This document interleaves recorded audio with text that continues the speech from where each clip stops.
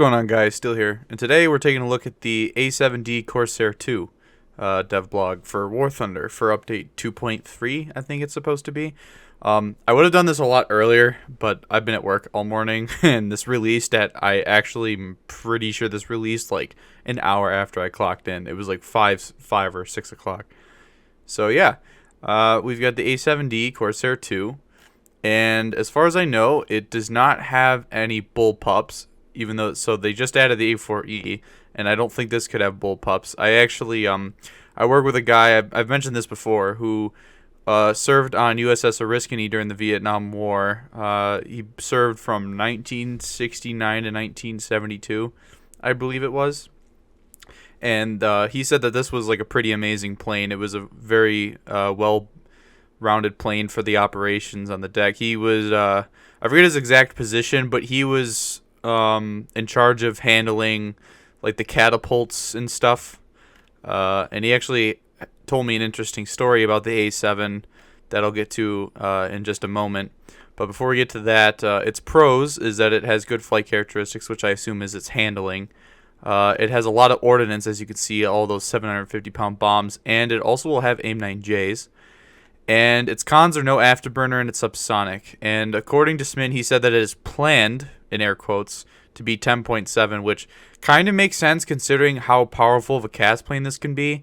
You would need this thing to be within a battle rating for SAMs. 10.3 might be more reasonable, but we'll just have to see.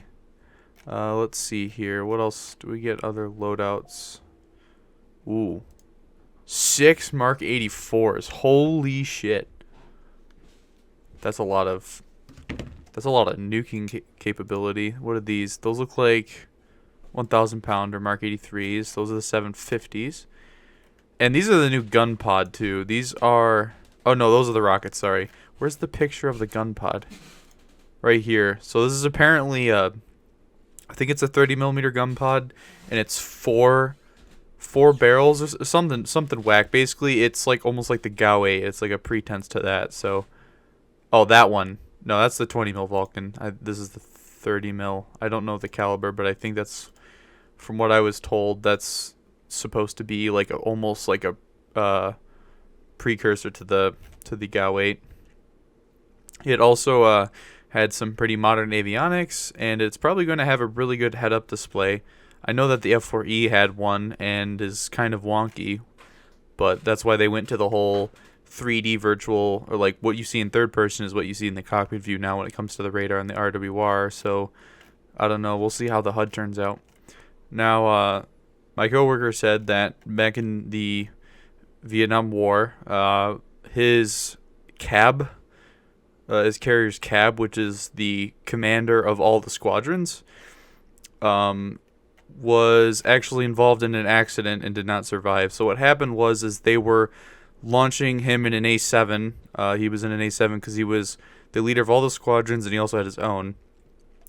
And he was launching off the catapult, and apparently the bridle, I think it was called, fell off, like snapped off the nose gear halfway down the catapult, and it ripped the nose gear off with it. The nose tanked into the deck. He went right over the side, full throttle, and he actually ejected right before it hit the water. However, he didn't survive because he got sucked into the undertow of the carrier and was presumed most likely sliced in half by the blades. And another sad, tragic story, although I don't remember if it was with the A7 in particular, but a guy was in the hangar bay getting his aircraft ready to go, and he accidentally armed the ejection seat and somehow tripped it, so his seat ejected him into the ceiling of the Oriskany, and apparently he didn't see it himself, but some of the guys that did said that you wouldn't want to go down there because it looked like a jelly donut getting thrown against a wall.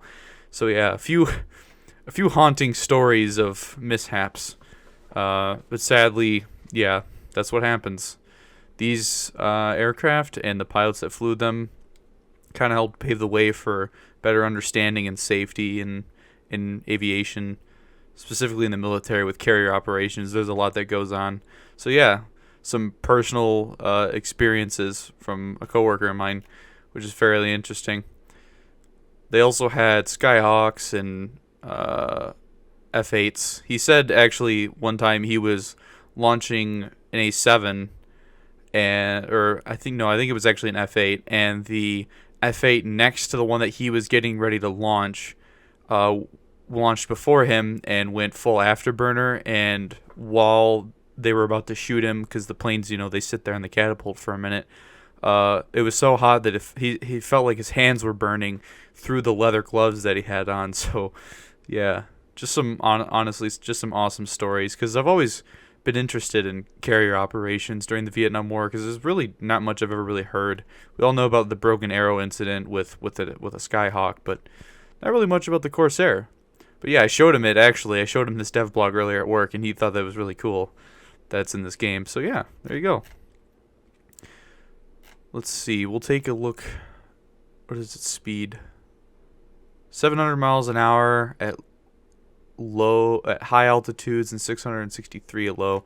So yeah, in game it's going to just be a really big dump truck, as they title their dev blog, bulk delivery. So yeah, it was really interesting.